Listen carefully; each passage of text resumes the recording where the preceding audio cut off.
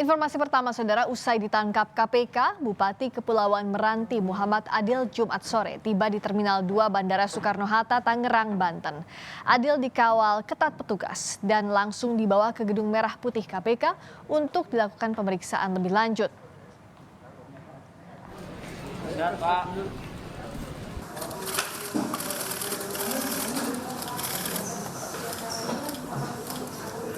Bupati Meranti Muhammad Adil tiba di Terminal Kedatangan 2D Bandara Soekarno-Hatta, Tangerang dari penerbangan Pekanbaru.